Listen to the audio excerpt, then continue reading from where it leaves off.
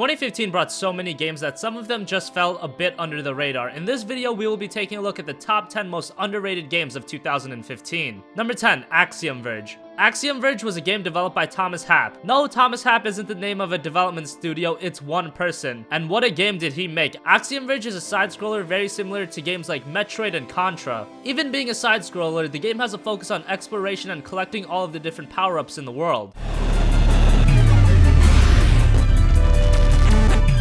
And while in the traditional sense the graphics aren't anything to write home about, for the type of game that it is and the audience that Axiom Verge caters to, the visual style really works. The music is great, and Axiom Verge is one of the best indie games of the year and an absolute love letter to people that played games like Super Metroid, Symphony of the Night, and so on. Hats off to Thomas Happ. Number 9, Assassin's Creed Syndicate. I would never think that an Assassin's Creed game would make a list of the most underrated games of the year, but then you have Assassin's Creed Syndicate, a victim of circumstance. Last year when Assassin's Creed Unity was released as an unpolished, broken mess on every platform, the lingering hatred for the series because of how bad Unity was affected Syndicate, and it's unfortunate because Assassin's Creed Syndicate is one of the best Assassin's Creed games so far.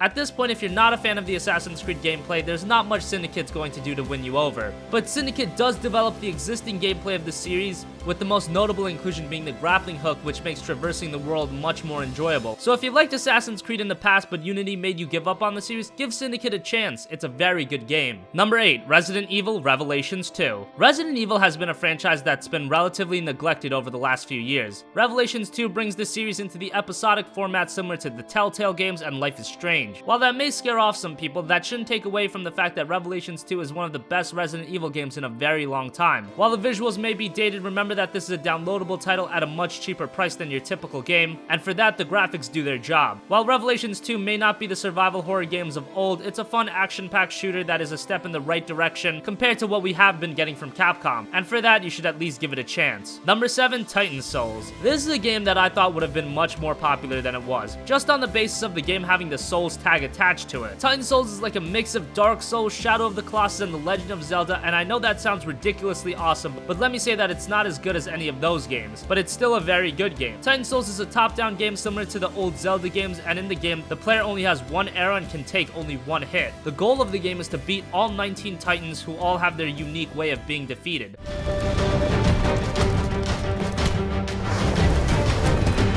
While this isn't the longest game in the world, there is some replay value and reason to go back and play the game multiple times. Give Titan Souls a shot, it's a very good game. Number 6, Transformers Devastation. When the majority of people saw gameplay of Transformers Devastation, it didn't look like it was gonna be a very good game. But remember, this is a game that was being developed by Platinum Games, who are one of the most respected developers in the industry today for their work on fast-paced action titles such as Vanquish and Bayonetta. This is a must-play for Transformers fan, but also for those of you that just want a great action game. It's fast-paced, it looks really good with its cel-shaded art style, and most of all, it plays great. This almost feels like a playable Generation 1 Transformers cartoon, and that's fantastic.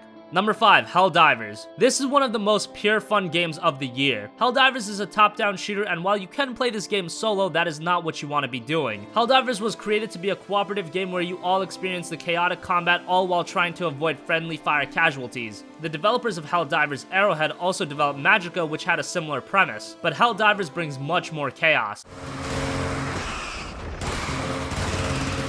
As far as co-op games go on the PlayStation 4, Helldivers is one of, if not the best. The real joy of this game comes from fighting off hordes upon hordes of enemies, all while trying to keep each other alive. It's a blast and you should play it. Number 4, Dying Light. The thing about Dying Light is that it actually sold fairly well, but considering that the game was released at the very beginning of the year, many have forgotten what is one of the best games of the year. And if you're buying a next-gen console these days, no one really mentions Dying Light as one of the must-own games on the console when it is. Techland developed an open-world first-person survival horror game.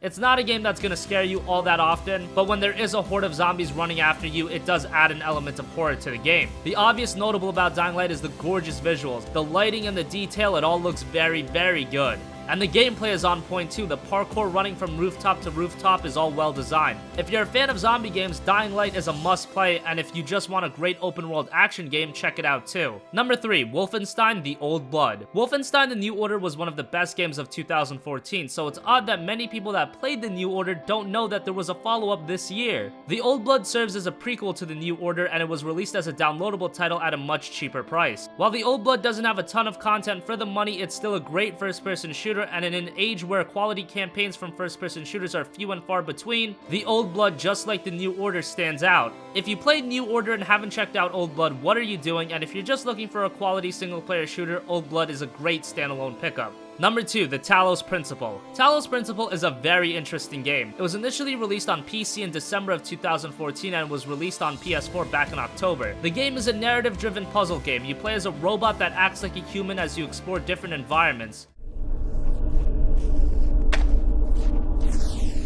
There's a very philosophical storyline behind everything, and it does require a bit of investment from the player, but it's well worth it. Talos Principle expects the player to be smart, so if you don't want a game to bend your mind a bit, don't play this game. It's a lot like Portal, but just more serious and somber. It's sad that many people that own a PlayStation 4 don't even know that this game exists. It's a very different but well thought out game. Check it out. Finally, number 1, SOMA. It's crazy how under the radar SOMA went. The developers' Frictional Games were also behind Amnesia: The Dark Descent, which went on to become one of the most popular horror games of all time. SOMA takes place in an underwater research facility, Pathos 2. There's machinery that begins to take human characteristics. SOMA is the evolution of horror games. Instead of the traditional methods to scare someone, it focuses on psychological horror instead, really trying to mess with your head. It's interesting, it's unique, it's different, and most of all, it's a great game. If you've stopped enjoying horror games, give SOMA a look. It's different enough to warrant your time and money. It's a very powerful game, and it has the feeling of chill, and it will keep you on the edge of your seat the whole way through. So that wraps up our countdown for the top 10 underrated games of 2015. Do you agree with our list? Do you disagree with our list? Let us know in the comment section down below. Thank you for watching, and goodbye.